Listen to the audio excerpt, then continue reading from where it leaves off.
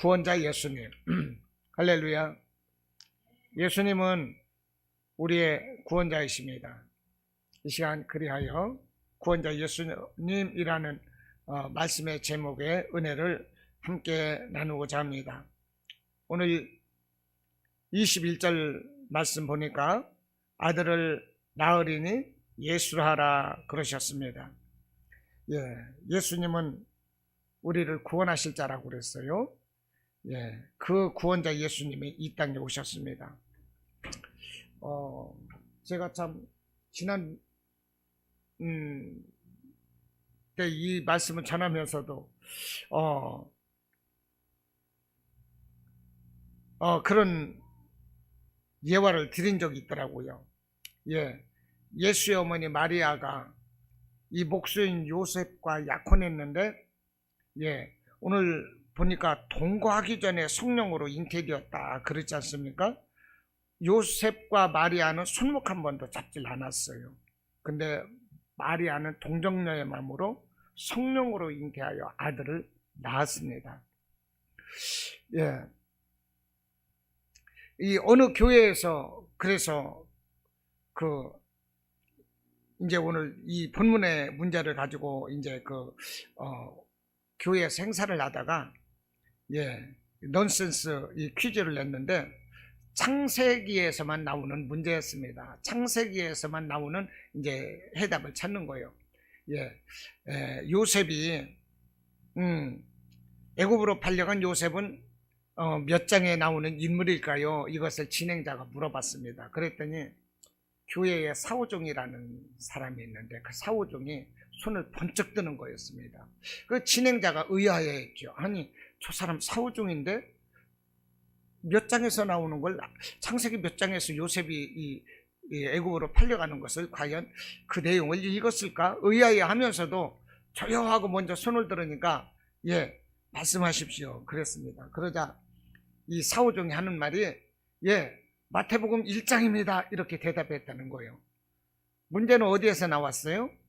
창세기에서. 할렐루야. 창세기에서. 창세기 37장이 답인데 마태복음 1장입니다 사오종이 이렇게 말을 했다는 거예요. 그러니까 요셉이 몇 장에서 나오나 맞긴 맞았어요.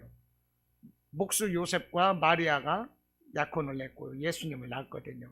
그러니까 애굽으로 팔려간 이 요셉을 이제 문제로 냈던 것인데 이제 예수님의 아버지 동정녀 마리아의 약혼녀 요셉을 생각을 하고 마태복음 1장입니다 이렇게 사오종이 말을 했다는 거예요.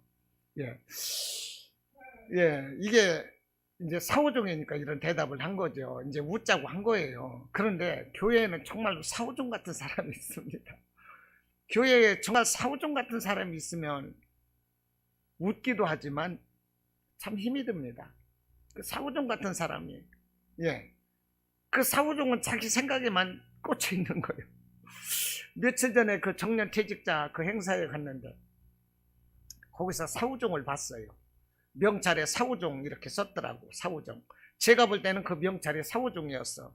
저도 명찰을 달고 이 꽃을 꽂고 그러고서 이제 사진을 찍었는데 제가 볼 때 그 사람 명찰은 사오종이었어. 막 18하며 욕을 하는 거예요. 적어도 이 정년 퇴직을 하기까지 적어도 30몇 년 정도 한 직장에서 근무하지 않았겠습니까? 그리고 정년 퇴직을 할 때 얼마나 큰 기쁨이겠냐고. 얼마나 큰 기쁨이겠냐고. 그 기쁨의 그 자리 그 순간 거기에서 18 해야 되겠습니까? 안 되잖아요. 근데 막 18 하는 거야. 어떤 사람이 그랬어요. 아니 또 왜 그래요? 그랬더니 아니 저 SS가 나를 열받게 하잖아 그러는 거야. 그날은 분명 축제의 날인 거예요. 30몇 년을 근무하고 명예롭게 은퇴하는 날, 퇴직하는 날 얼마나 기뻐요. 그런데 거기에서 왜 그렇게 쌍욕을 하냐고. 그게 사오종인 거예요. 그 얘기를 했더니 사람들에게 얘기했더니 아니 그런 사람이 있대 얘기했더니 사람들이 하는 말이 그 사람 사오종입니다 그러는 거예요.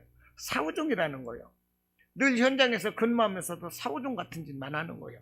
자기 생각에 꽂혀가지고 자기 말만 하고 늘 그런다는 거예요. 응? 그 청년 퇴직하는 그 자리에서도 그래요. 아니 몇십 년을 질서 있게 기다리며 살았는데 오늘 같은 날도 기다려야 돼? 이것이 화난 이유야. 아니 많은 사람들이 퇴직을 하게 되는데 질서 있게 이름 순서에 따라서 들어가고 나오고 꽃 받고 이렇게 행사하는 거잖아요. 감사패 받고 공로패 받고 다 그러는 거잖아요. 그런데 그것을 가지고 오늘 이 자리에서까지 내가 기다려야 되느냐? 이게 그 사람 화가 난 거예요. 여러분, 우리 사우종같이 살지 말자고요. 예, 은혜로 살아야 됩니다. 옛날 그 연예인 교회에, 그 연예인 교회 아시죠? 네, 연예인 교회에 그 어느 청년이 오늘 본문에 설교 말씀을 들었어요. 근데 보니까 동정녀 이 마리아가 성령으로 잉태돼서 예수를 낳았거든요. 그 목사님이 그 설교를 하셨어요. 그런데 이 청년이 막 화가 난 거예요. 아니 목사님 어떻게 처녀가 아들을 낳습니까? 말이 됩니까?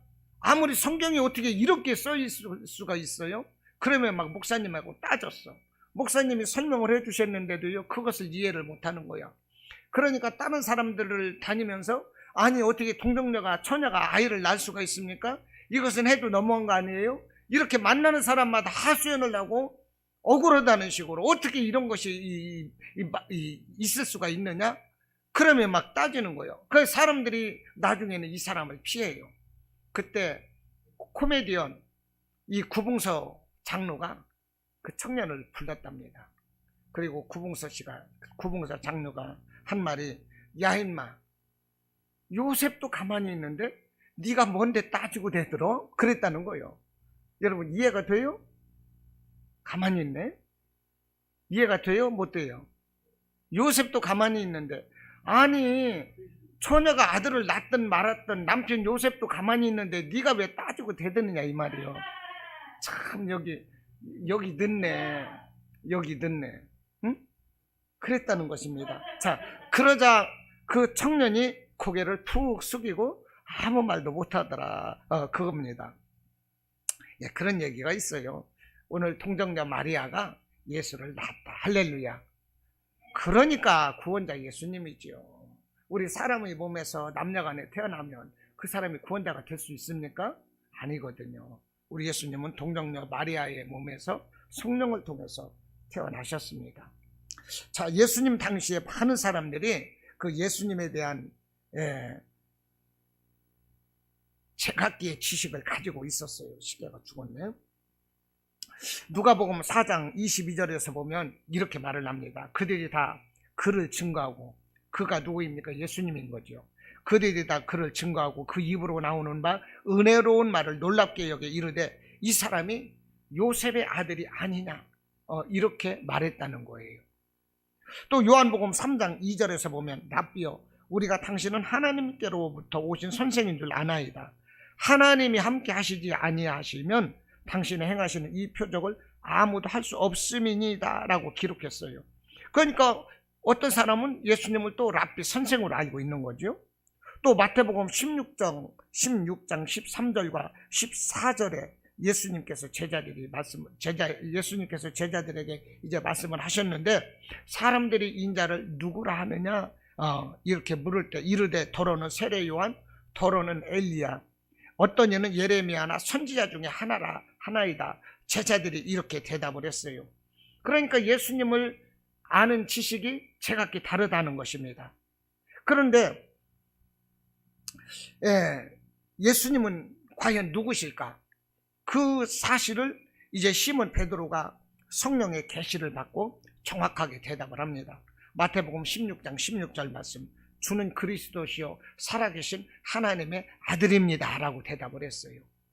그러자 예수님께서 깜짝 놀라시는 거예요. 기뻐하시는 거예요. 그러면 칭찬을 하십니다. 바요나 시몬아 네가 복이 있도다. 이를 네게 알게 한 이는 혈육이 아니요 하늘에 계신 내 아버지니라. 이렇게 예수님께서 칭찬을 하시고 축복을 해주셨어요. 여러분 예수님은 누구십니까? 그리스도 살아계신 하나님의 아들이십니다. 할렐루야. 그분 예수님이 오늘 이 땅에 오셨어요. 그분에게 우리는 감사와 영광을 돌려드리고 있는 것입니다. 많은 사람들이 예수님을 모르고 있어요. 그러나 우리는 예수님을 알고 있는 거죠. 이것이 얼마나 큰 축복입니까? 여러분, 우리가 예수님을 아는 것처럼 큰 축복은 없어요. 예수님을 아는 것처럼 큰 축복이 없어요. 그래서 우리는 하나님의 자녀가 되는 것이고 천국 구원 받는 거예요.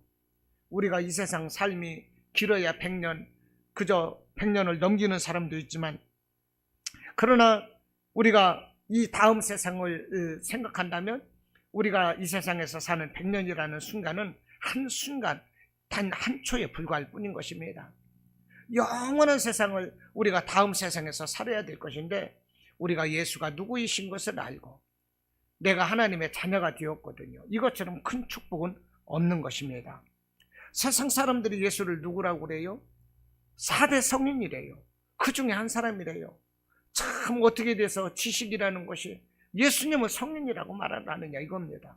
예수님을 성인이라고 말한다는 것은 하나님이 성인이라는 얘기요. 말도 안 되는 거잖아요.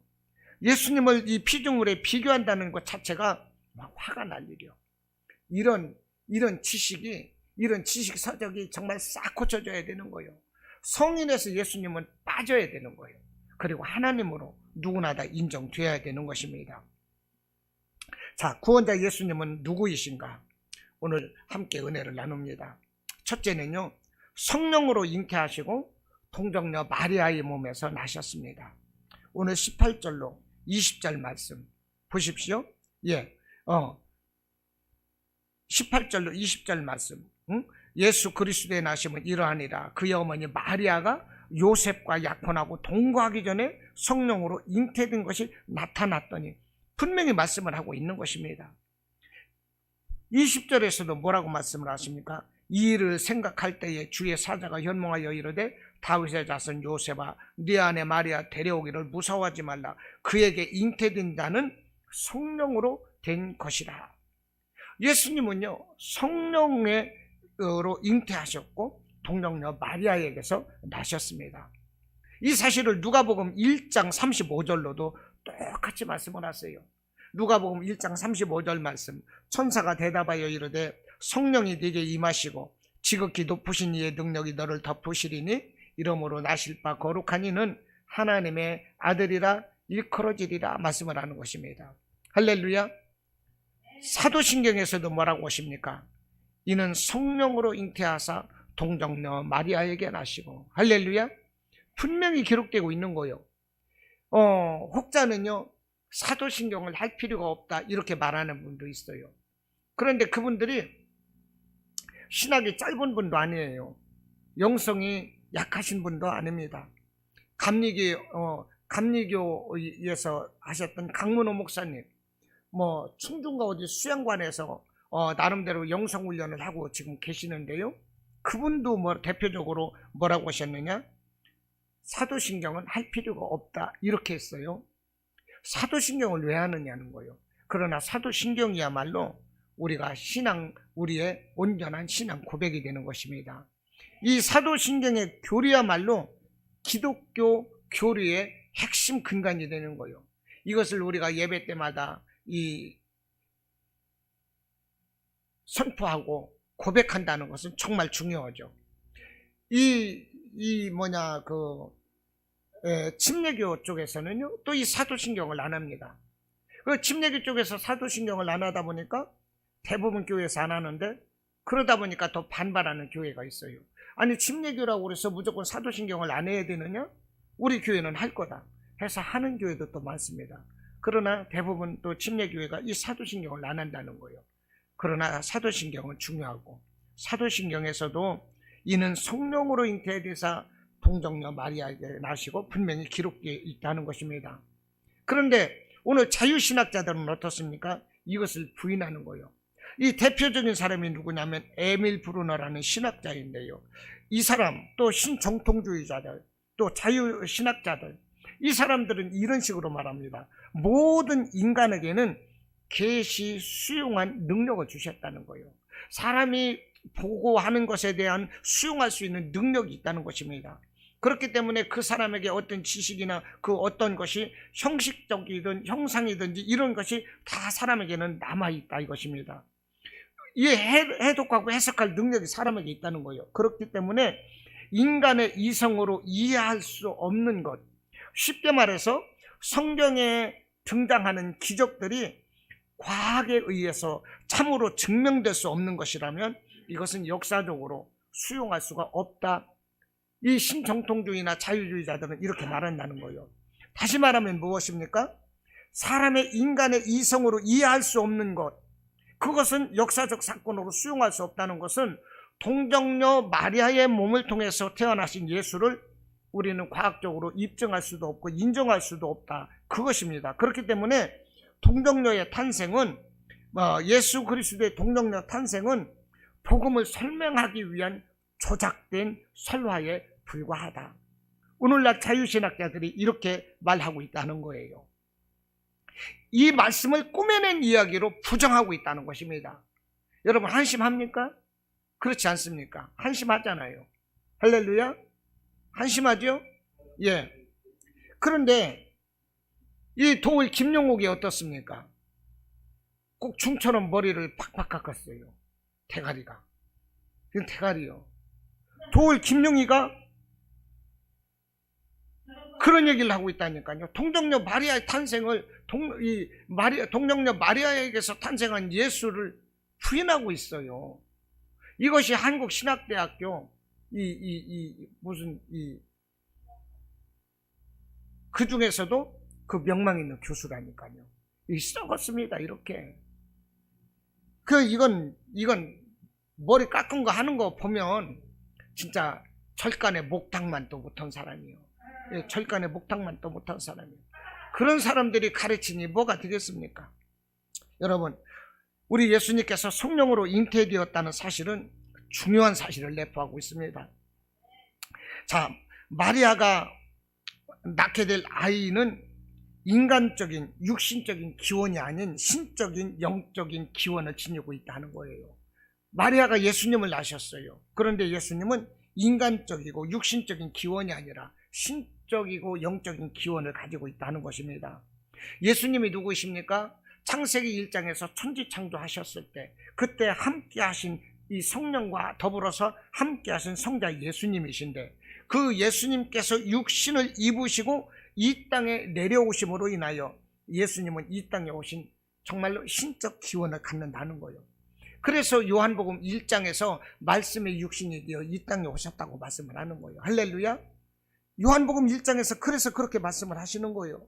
요한복음 1장 한번 보시겠습니다. 1장 1절에서 뭐라고 말씀하셨어요? 태초에 말씀이 계시니라. 이 말씀이 우리와 함께 계셨으니 이 말씀은 곧 하나님이시니라. 말씀이 육신 되어서 오신 거예요. 그가 태초에 하나님과 함께 계셨고 만물이 그로 말미암아 지은 바 되었으니. 보십시오. 예수님이 태초에 함께 계셨지요. 만물이 그로 말미암아 지었다는 것은 예수님께서 이르시되 빛이 있으라 이르시되 다 지으셨을 때 예수님이 함께 지으셨다는 거예요. 그분이 육신을 입고 오셨어요. 할렐루야. 그분이 육신을 입고 오셨어요.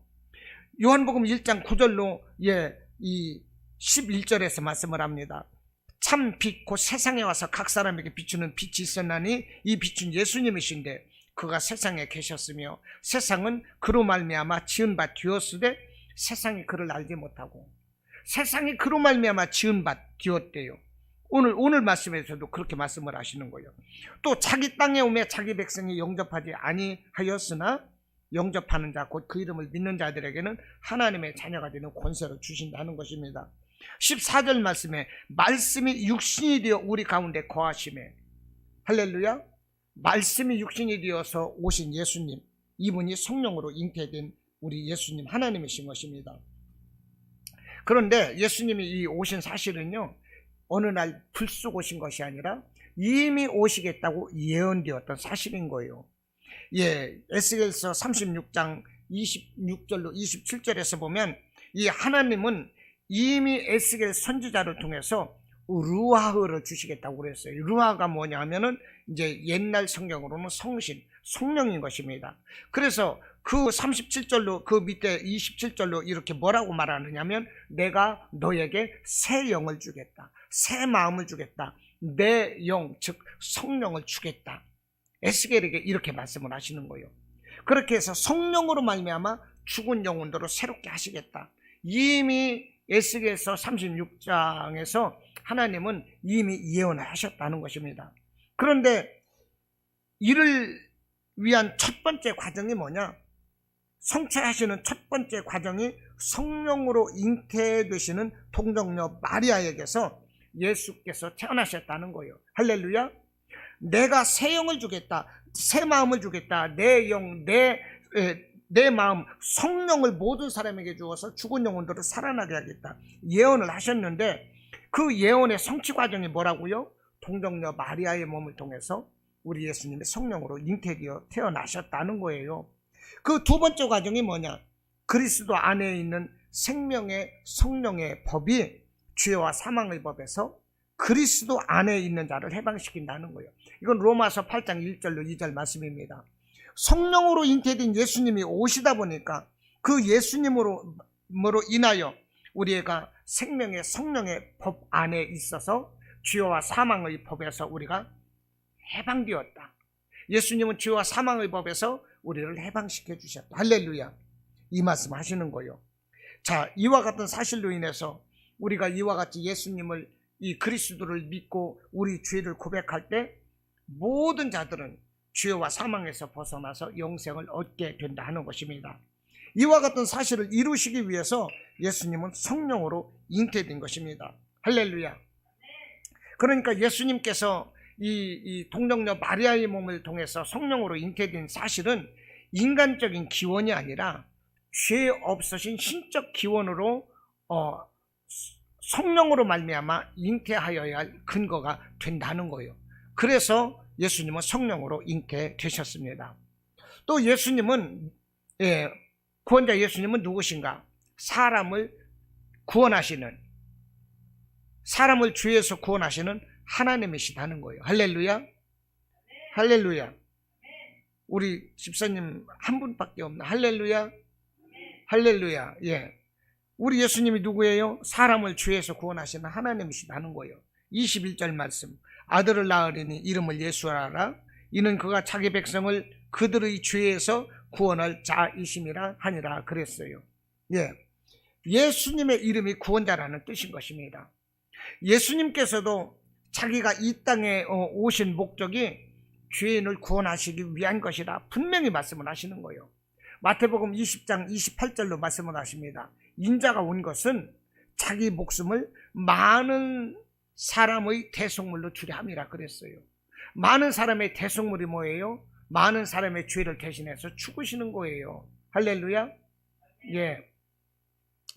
사도행전 4장 12절 말씀. 다른 이로서는 구원을 받을 수 없나니 천하 사람 중에 구원을 받을 만한 다른 이름을 우리에게 주신 일이 없습니다. 할렐루야. 믿으십니까?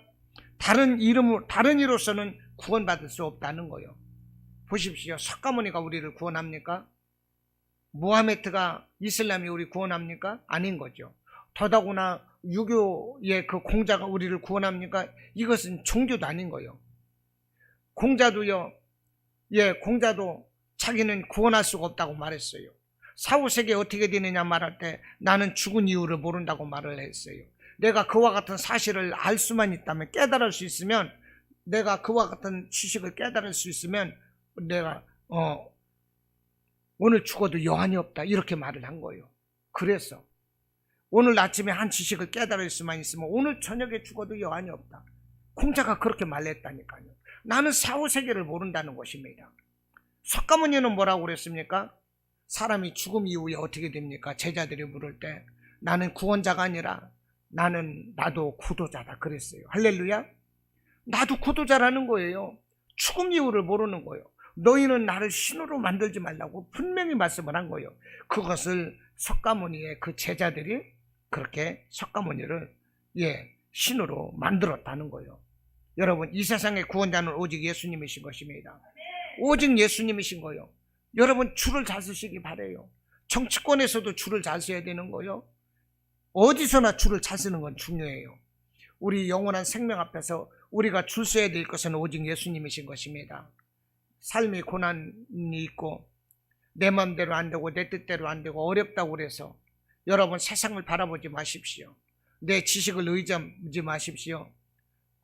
어떠한 다른 것을 의지할 것이 아니라 오직 구원자 예수님만을 바라보시고 우리의 생명을 영원한 생명으로 정말로 하나님께로 나아가는 저와 여러분의 이런 지혜로운 삶이 되시기를 주님의 이름으로 축원합니다.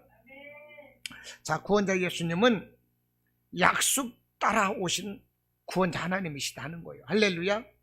예수님은 약속되어 있는 그 말씀 따라서 오신 하나님이시다는 거예요. 자, 22절 말씀을 보십시오. 이 모든 일이 된 것은 주께서 선지자로 하신 말씀을 이루려 하심이라 그랬어요. 이 모든 말씀, 동정녀 마리아의 몸을 통해서 성령으로 잉태될 예수님, 이는 주에서 구원할 자, 이는 우리와 함께 하시는 임마누엘이라 이렇게 말씀을 하시면서 뭐라고 말씀을 하세요? 이 모든 일이 된 것은 주께서 선지자로 하신 말씀을 이루려 한다, 이 말씀인 것입니다.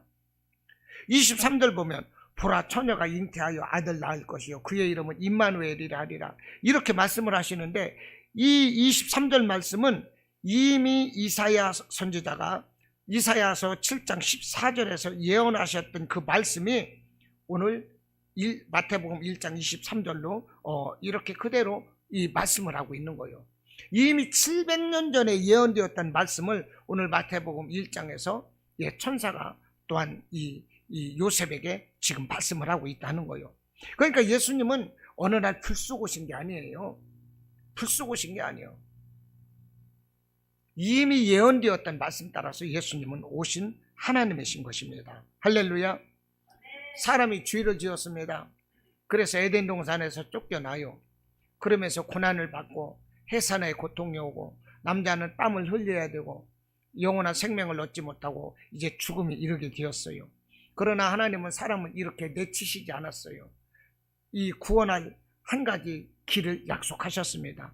그 말씀이 창세기 3장 15절 말씀인 거예요. 이것을 우리가 원복음이라고 그럽니다. 뭐라고 말씀을 하셨느냐? 내가 너로 여자와 원수가 되게 하고, 아담과 하와를 미혹했던 뱀에게 말씀을 합니다. 내가 너로 여자와 원수가 되게 하고, 여기서 여자가 누구일까요? 여자의 후손 동정녀 마리아의 몸에서 태어날 예수님이신 것입니다. 그래서 네 후손도 여자의 후손과 원수가 되게 하려니 여자의 후손은 네 머리를 상하게 할 것이요 너는 그의 발꿈치를 상하게 할 것이니라. 여자의 후손으로 인하여 구원받을 길을 우리 하나님께서는 열어놓으셨어요. 할렐루야. 그 여자의 후손으로 예수님이 오셨어요. 그러니까 예수님께서는요, 예언된 말씀 따라서 오신 것이지 불쑥 오셔서 이런 일을 행하시지 않았다는 거예요. 그런데 여기서 임마누엘이라고 그럽니다. 23절에서 그의 이름은 임마누엘이라 하리라 하셨으니 이를 번역한 즉 하나님이 우리와 함께 계신다. 우리와 함께 하시는 하나님은 임마누엘이래 하나님이라 이렇게 말을 하는데, 이 임마누엘을 히브리어에서는요 엠마누엘이라고 그럽니다. 이 엠마누엘, 이 엘이라는 것인데요, 히브리어에서 엘이라는 것은 하나님이고, 또 우리와라는 말을 누라고 말을 하고요, 함께라는 말을 임이라고 그러는데, 이와 같이 히브리어로 이 엠마누엘이라는 말이 이 헬라어로 임마누엘이라 이렇게 번역이 된 거예요. 예수님은 지금도 임마누엘 하나님이신 것입니다. 오늘도 우리와 함께 하세요. 할렐루야. 지금 이 시간 우리의 예배 가운데 함께 하여 주시고, 우리의 고통 가운데, 우리 슬퍼할 때, 아파할 때, 우리 눈물 가운데 있을 때 우리의 예수님은 언제나 우리와 함께 하시는 거예요. 내가 너와 함께 하리라 위로해 주시고 힘주시고 병든 자에게 찾아오셔서 내가 너를 치료하리라. 할렐루야. 우리의 고난 가운데 내가 너와 함께 하리라. 내가 일으켜 주리라. 내가 너를 치료하리라. 우리 하나님, 우리 예수님은 언제나 임마누엘 하나님이신 것입니다. 그러므로 우리는 희망이 있어요. 그 임마누엘 하나님으로 인하여 우리에게 희망이 있는 것입니다. 찬송가에 뭐라고 그러십니까? 세상은 변해도 나의 약속은 영원히 변치 않으리. 할렐루야. 세상은 변해도 나의 약속은 영원히 변치 않으리. 두려워 말라 강하고 담대하라. 할렐루야.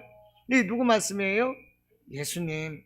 예수님은 이렇게 약속에 따라서 이 땅에 오셔서 오늘도 우리와 함께 하시는 것입니다. 마태복음 28장 20절 말씀, 내가 세상 끝날까지 너희와 항상 함께 있으리라. 할렐루야. 세상 끝날까지 우리와 함께 하시는 예수님이신 것입니다. 그분 예수님께 소망을 두십시오. 우리의 소망은 오직 하나님이세요.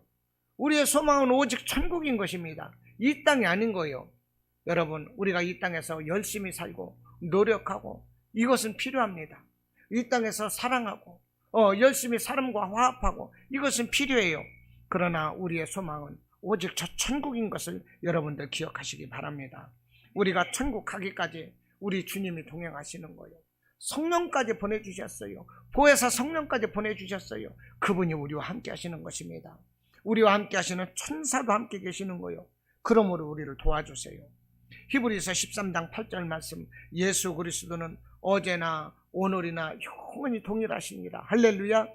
2000년 전에 동정녀 마리아의 몸을 통해서 성령으로 잉태되셨고 이 땅에 오신 예수님은 지금 이 시간도 그 말씀이 변치 않으시고 우리와 함께 하시는 것을 여러분들 믿으시기를 바랍니다. 여러분, 그 예수님께 소망을 두십시오.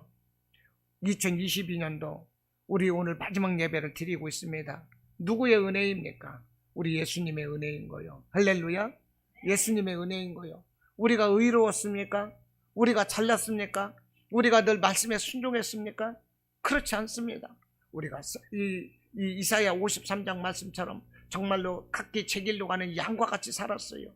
불순종의 삶을 살았어요. 그럼에도 불구하고 우리 주님은 우리를 오래 참으심으로 기다려 주시는 거예요. 늘 그럼에도 불구하고 우리를 붙잡아 주시고 위험에서 건져 주시고 병 가운데서 우리를 고쳐 주시고 할렐루야.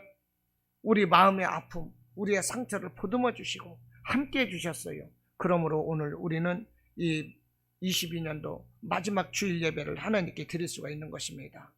여러분, 예수님께 감사하고 정말 항상 소망 가운데서 우리의 이 신앙이 이루어지기를 바랍니다. 이제 다음 주면은 2023년도 이제 새해 예배를 드리게 됩니다. 우리가 새해를 꿈꾸고 소망하고 계획해야 될 것인데 예수 안에서 계획하시기를 바랍니다. 누구를 만나서 뭘 할까? 내가 무엇을 어떤 노력을 할까? 어떤 공부를 할까? 여러분, 이거보다 더 중요한 것은 내가 예수님 앞에 어떻게 예배드릴까? 예수님 앞에 내가 어떤 신앙으로 설까? 예수님을 어떻게 기쁘게 해드릴까? 이와 같은 예수 안에서 새해를 소망하시고 구상하시고 꿈꾸시는 여러분, 승리하시는 여러분 되시기를 주님의 이름으로 축원합니다. 아멘.